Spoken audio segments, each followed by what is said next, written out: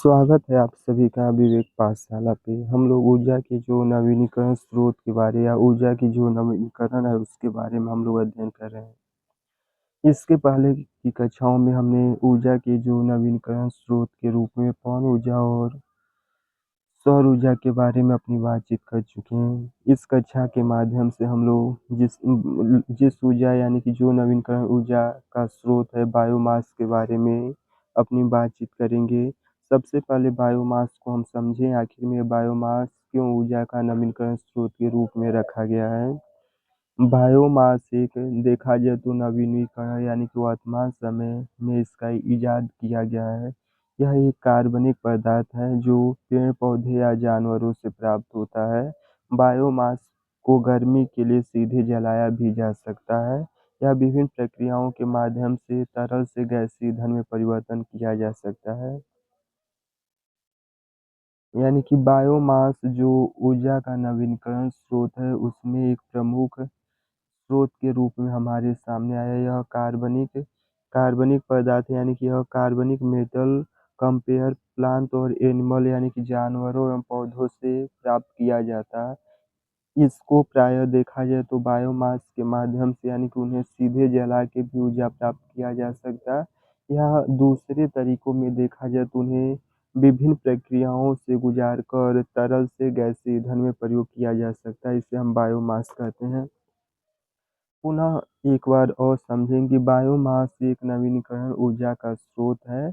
इस विधि के माध्यम से यानी कि जो भी पौधे एवं प्लांट है उसको जलाकर या उसको जो रूप है उसको परिवर्तन करके गैसीय रूप में भी प्राप्त किया जा सकता है। यह एक कार्बनिक कार्बनिक पदार्थ होता है।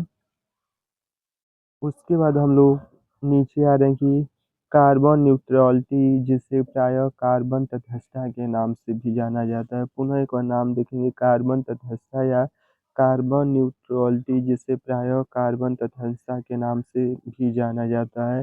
Carbon neutrality means have the balance between emitting crop crop and absorbing carbon यानी कि कार्बन तटस्थता उसे कह रहे हैं कि यार हम कार्बन तटस्थता का अर्थ यही है कि कार्बन उत्सर्जित करना और यानी कि हम किसी चीज से कार्बन उत्सर्जित कर रहे हैं। यानी कि पुनः इसको बोलचाल की भाषा में समझे तो कार्बन तटस्थता उससे कहेंगे कि अगर हम कोई प्लांट या किसी भी प्रकार की गतिविधि करें जिसके दौरान कार्बन वायुमंडल में उत्सर्जित हो रहा है, उस वायुमंडल में उत्सर्जित हो रहा है, लेकिन हम कोई पौधा या वृक्ष ऐसा लगा दिए हैं कि जो जितना मात्रा में वह उत्सर्जित कर रहा था वही उतना मात्रा में अवशोषित कर दिया। यानी कि जो कार्बन का मानक उसमें किसी भी प्रकार का बदलाव नहीं हुआ, उसे हम कार्बन तटस्थता के नाम से जानते हैं।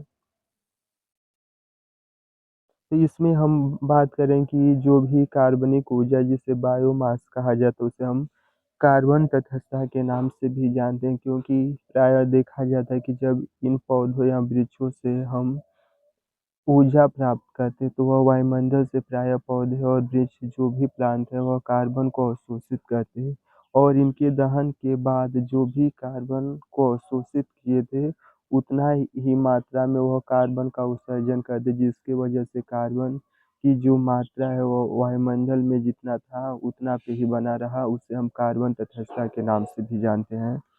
यानी कि balance between emitting carbon and absorb carbon from the atmosphere, carbon sink removing carbon oxide from the atmosphere and stocking the carbon excepting. यानी कि वायुमंडल से में जितना भी कार्बन उत्सर्जित किया गया उतने ही मात्रा में कार्बन को अवशोषित करना, जिससे वायुमंडल में कार्बन की मात्रा समान बना रहे, उसे हम कार्बन तटस्थता के नाम से भी जानते हैं, कार्बन न्यूट्रलिटी के नाम से भी जानते हैं।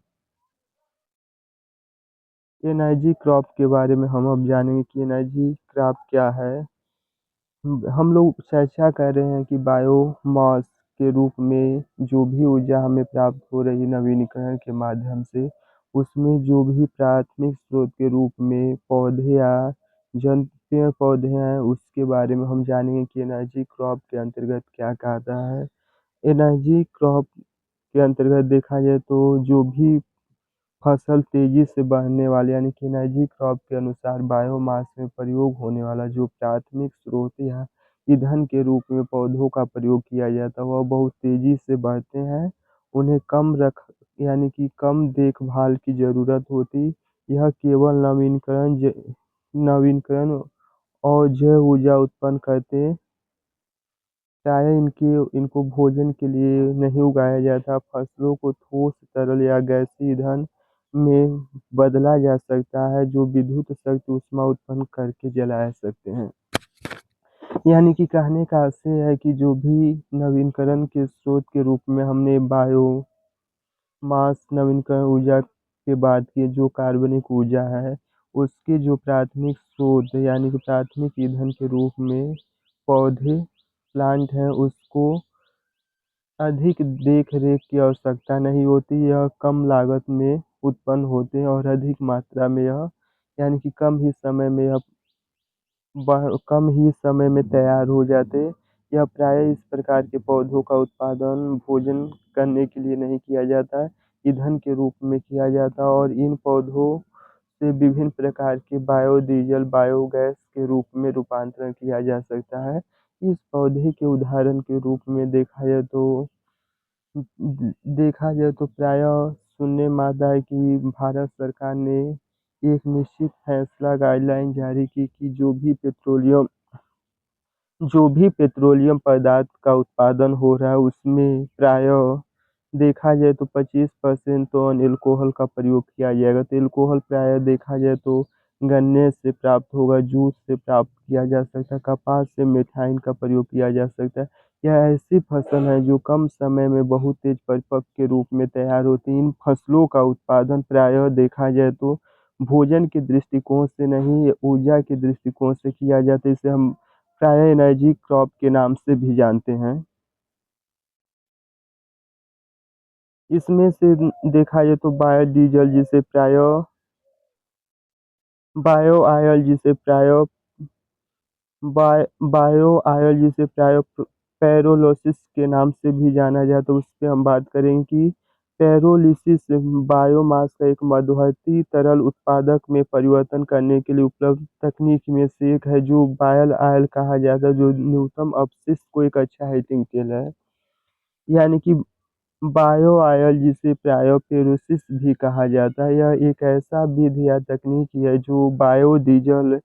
जो बायोमास को है एक मध्यवर्ती के रूप में यानी कि इसको तरल में परिवर्तन करने के लिए एक तकनीक के रूप में इसका प्रयोग किया जाता है। इस विधि के दौरान अपशिष्ट पदार्थ बहुत कम मात्रा में उत्पन्न होते हैं। उसे बायो ऑयल या पैरो लिसिस कहा जाता है। पैरोलिसिस से आशय है कि जो बायोमास है उसको तरल में परिवर्तन किया जाता है और इस विधि के दौरान जो भी अपशिष्ट पदार्थ है वह कम मात्रा में उत्पन्न होते हैं।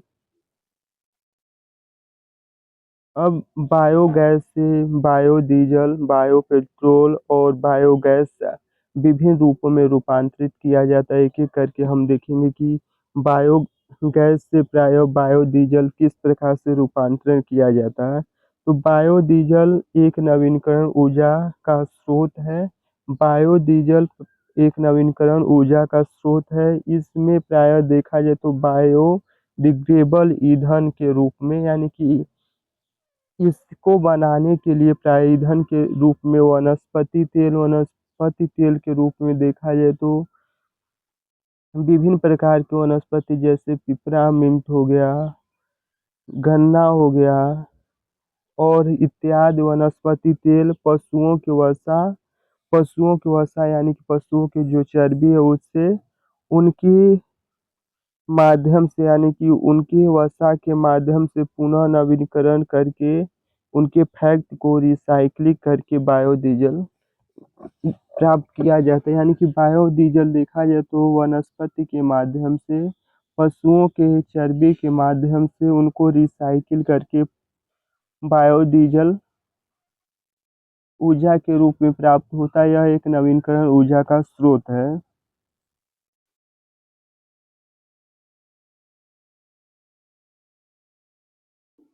बायोगैस से आशय है कि बायोगैस भी एक नवीकरण ऊर्जा का स्रोत है। Biogas renewable fuel that provide when organic matter such as food animal waste broken down microorganisms in dissolve oxygen. This procedure called the एब्रिक डिजॉल्स यानी कि बायोगैस। बायोगैस भी एक नवीनकरण ऊर्जा का स्रोत है।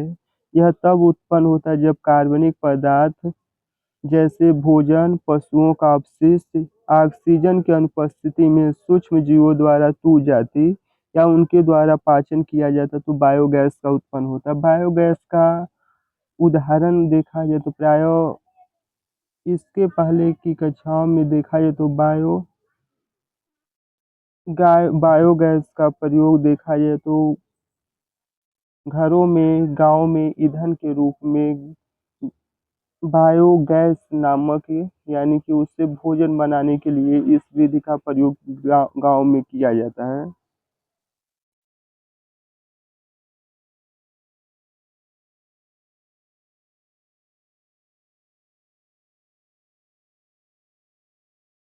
कैलोरी मान जिसे प्राय कैलोरी वैल्यू के नाम से भी जाना जाता है।